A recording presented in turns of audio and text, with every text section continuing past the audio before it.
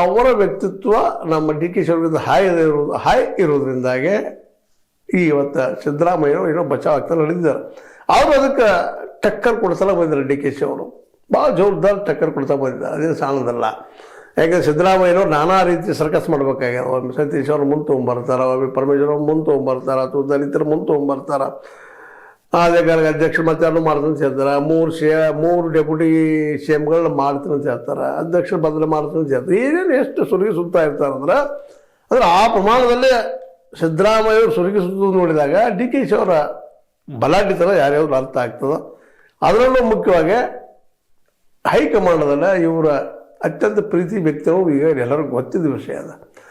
ಅದಕ್ಕೆ ಈಗ ಒಂದು ಎದ್ದಿದ್ದೇನಪ್ಪ ಅಂದ್ರೆ ಅಧ್ಯಕ್ಷ ಸ್ಥಾನ ಒಂದು ವೇಳೆ ಸೋತು ಬಂದ್ರೆ ಎಲ್ಲೇ ಈ ಒಂದು ಆಸಾಂ ಚುನಾವಣೆಯಲ್ಲೇ ಅದನ್ನು ಇಳಿಸಿ ಅಧ್ಯಕ್ಷ ಸ್ಥಾನಕ್ಕೆ ಬೇರೆದವ್ರನ್ನ ನೇಮಿಸ್ಬೋದಾ ಅನ್ನುವಂಥ ಮತ್ತೊಂದು ಚರ್ಚೆ ಜೋರು ಇಡೋದ.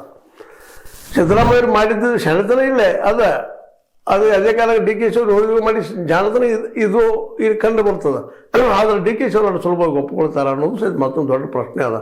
ಅನ್ಬೋದು ನಾವು ಡಿ ಕೆ ಶಿ ಅವರೆಲ್ಲ ಹೈಕಮಾಂಡ್ ಹೇಳಿ ಕೇಳ್ತಾರೆ. ಬಟ್ ಈಗ ಅವರು ಒಂದು ಏನಪ್ಪ ಅಂತಂದ್ರೆ ಒಂದು ಜಾಳನ್ನು ಊಹಿಸ್ಬಿಟ್ಟಿದ್ದಾರೆ. ನಾನು ಹೆಚ್ಚು ಕಡಿಮೆ ನನಗೆ ಆಪ್ಷನ್ಸ್ ಅದಾವ್ರಿ ಅಂತೇಳಿ. ಆಪ್ಷನ್ಸ್ ಅಂದ್ರೆ ಏನು? ಬಿ ಜೆ ಪಿಗೆ ಹೋಗಿ ನಾನು ಸೇಮ್ ಆಗಬಲ್ಲೆ, ನಾನು 44 ಜನರನ್ನ ಹಾರಿಸಬಲ್ಲೆ ಶಾಸಕರನ್ನ ಅನ್ನುವಂಥ ಸೂಕ್ಷ್ಮ ಮೆಸೇಜ್ ಕೊಟ್ಟಿದ್ದಾರೆ ಅವರು. ಆದರೆ ಸುಲಭ ಅಲ್ಲ ಅನ್ನೋದು ಎಲ್ಲರಿಗೂ ಗೊತ್ತಾಗ್ತದೆ. ಅದೇನು ದೊಡ್ಡ ಪ್ರಶ್ನೆ ಅಲ್ಲ. ಯಾಕೆಂತಂದ್ರೆ 40-45 ಜನ ತೊಗೊಂಡು ಹೋಗ್ಬೇಕಪ್ಪ ಅಂದ್ರೆ ಅಷ್ಟು ಕಷ್ಟ ಸಾಧ್ಯ, ಅದು ಅಸಾಧ್ಯ ಅಂದ್ರೆ ಅಡ್ಡಿ ಇಲ್ಲ. ಹೀಗಾಗಿ ಇವತ್ತು ಈ ಒಂದು ಏನೋ ಪ್ಲ್ಯಾನ್ ಮಾಡ್ತಾ ಇದ್ದಾರೆ. ಈ ಪ್ಲ್ಯಾನ್ ಎಷ್ಟು ಮಟ್ಟಿಗೆ ಯಶಸ್ವಿ ಆಗ್ತದೋ ಗೊತ್ತಿಲ್ಲ. ಒಟ್ಟಿನಲ್ಲಿ ಪ್ಲ್ಯಾನ್ ಮಾತ್ರ ಜೋರು ಇಡೋದು. ಇದೆಲ್ಲ ನೋಡಿದಾಗ ಒಮ್ಮೆ ಅನ್ನಿಸ್ತದೆ ಈ ರಾಜಕಾರಣಿಗಳು ಏನಪ್ಪ ಇವರು ಎದ್ದ ತಕ್ಷಣ ಇದೇ ವಿಚಾರ ಮಾಡ್ತಾರ, ಇವ್ರಿಗೇನು ಜನರ ಚಿಂತನೆ